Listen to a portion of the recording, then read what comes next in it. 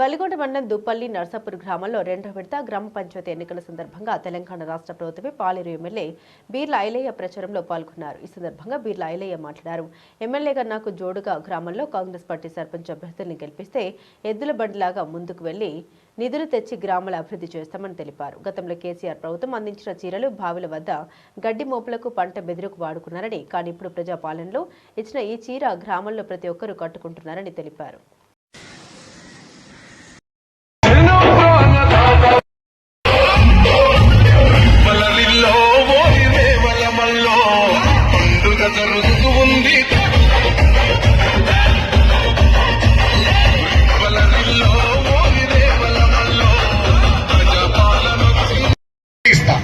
నాకు ప్రతి సంవత్సరం 3500 ఇండ్లు వస్తాయి.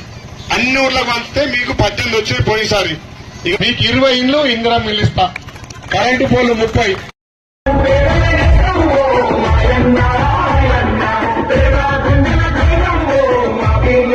కొట్లాడి కొన్ని నిధులు తెచ్చిండు.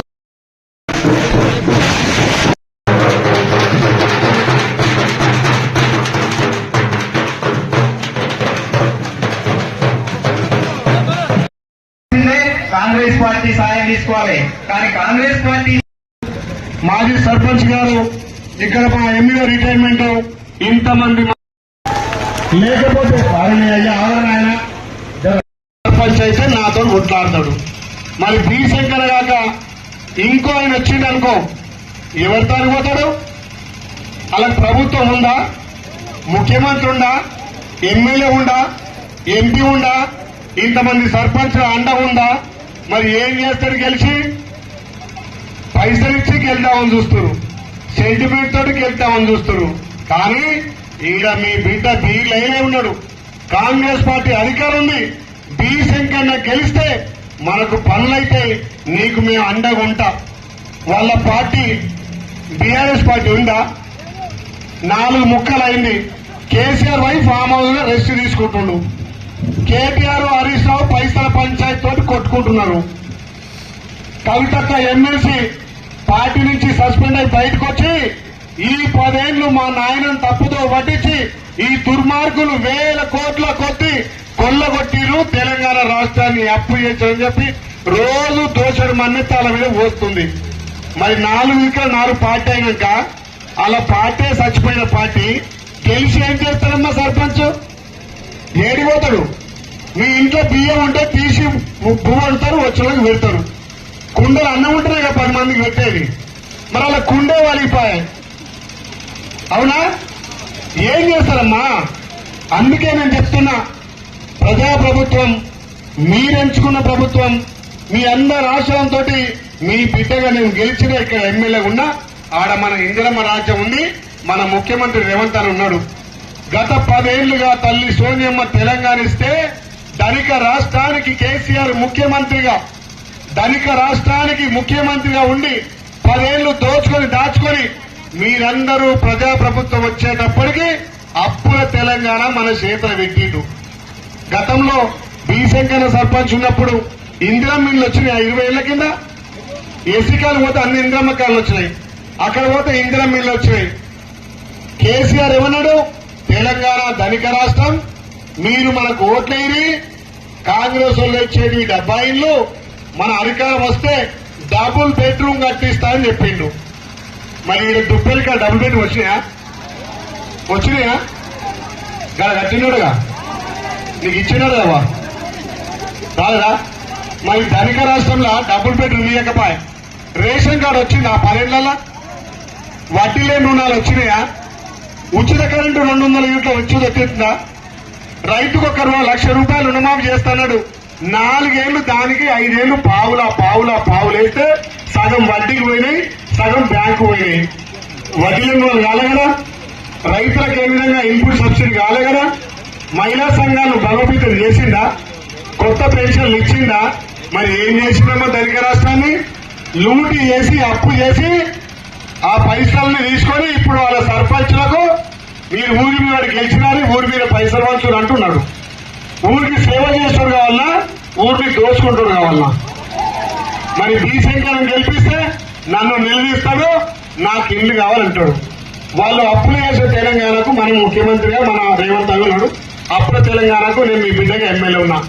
ఎన్ని అప్పులున్నా ఎన్ని తప్పులున్నా ఇందిరమ్మిల్లు ఇచ్చిన 5,000 ఒక్క సంవత్సరమే 27 అంటే 30 ఇందిరమ్మిల్లు వచ్చినాయా? సంవత్సరానికి 30, మొన్న ఇచ్చినటువంటి 27 పోయిన సంవత్సరం ఇల్లు.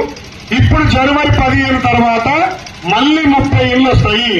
మళ్ళీ 3 సంవత్సరాలు 30 అవి 90, ఇవి 60, 150 ఇల్లు కట్టాక ఈ దుప్పల్లో ఇల్లునే ఉంటా లేదు చెప్పండి.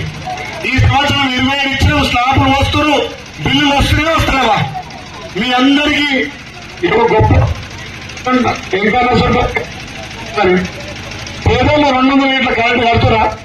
కరెంటు బిల్లు కడుతురా అమ్మా? 10 ఏళ్లలో ఒక్క రేషన్ కార్డు ఇచ్చిందా? మరి మన ప్రభుత్వం రాగానే మొన్న అరువులందరికీ రేషన్ కార్డులు వచ్చినాయా? రేషన్ కార్డు అంటే ఏమనుకుంటారు అందరంటే బియ్యం కార్డే కదా, బియ్యమే వస్తాయి అనుకుంటారు. కానీ తెల్ల రేషన్ కార్డు అనేది పేదోడి ఆత్మ గౌరవానికి ప్రతీక. తెల్ల రేషన్ కార్డు అనేది పేదోడి ఆత్మ గౌరవానికి ప్రతీక. తెల్ల రేషన్ కార్డు ఉంటే పిల్లల్ని చదివించచ్చు, తెల్ల రేషన్ కార్డు ఉంటే పిల్లలకు ఫీజు రిమెంట్మెంట్ వస్తుంది, పిల్లలకు స్కాలర్షిప్ వస్తుంది. ఎవరైనా పేదోడికి గుండె జబ్బు వస్తే ఆరోగ్యశ్రీ పథకం అప్పుడు 5 లక్షలు ఉంటే ఇప్పుడు 10 లక్షలు వస్తుంది. ఏదైనా మాయరోగం వచ్చినా, ఏదైనా యాక్సిడెంట్ అయినా మరి ఆరోగ్యశ్రీ కావాలంటే తెల్ల కార్డు కావాలి. అలాంటిది 10 ఏళ్లు ధనిక రాష్ట్రంలో తెల్లకపోతే మన ప్రభుత్వం మన రేవంత్ అన్న మొన్న అడవులకు తెల్ల కార్డు ఇచ్చిండు.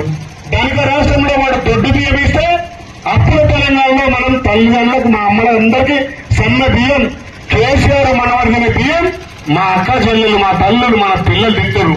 మరి ధనిక రాష్ట్రంలో తల్లు అప్పుల తెలంగాణ వేస్తుండగా రేవంత్ అన్న కడుపు కట్టుకొని మనకి ఇచ్చినటువంటి హామీలు ఒక్కొక్కటిగా నెరవేర్చుకుంటూ వస్తుంటే ఆ కిరికిరిగాళ్ళు ఏమంటారు ఇక్కడ? ఆ కిరికిరిగాళ్ళు ఏ సీరియల్ అంటే మా అందరికి ఏదైనా సంఘపులకు ఇస్తారా అంటే మా అవ్వలు సంఘంలో లేరు, ఏం బిడ్డ నువ్వు గెలిస్తే షీర్ వస్తుందట అంటే నేను చెప్పిన అమ్మ మీ బిడ్డగా నేను మాటిస్తున్నా. వాడు 60 రూపాయల బతుకమ్మ చీర ఇచ్చి మా ఆడబిడ్డలను అగౌరవపరిచిండు. ఇవాళ మన రేవంత్ అన్న మనకు పెద్దన్నగా పెద్ద కొడుకుగా మీకు తల్లిగా ఇంటికి చెల్ల శారీ వచ్చినట్టుగా మీరు నచ్చిన చీర ఇవాళ మీరు కట్టుకునే చీర మన ప్రభుత్వం ఇస్తుంది. అది కూడా 18 సంవత్సరాల నుండి 18 సంవత్సరం నిన్న చెల్లి కాంచెల్ల అక్కకు అవ్వకు 90 ఏళ్లున్న ముసలవ్వ కూడా ఇందిరమ్మ చీర మీ ఇంటికి వస్తుంది. ఎలక్షన్ కోడ్ ఉంది కాబట్టి గ్రామ పంచాయతీల్లో చీరలు ఉన్నాయి. Please like and share, subscribe to BCN Telugu News. Please like, share and subscribe to BCN Telugu News.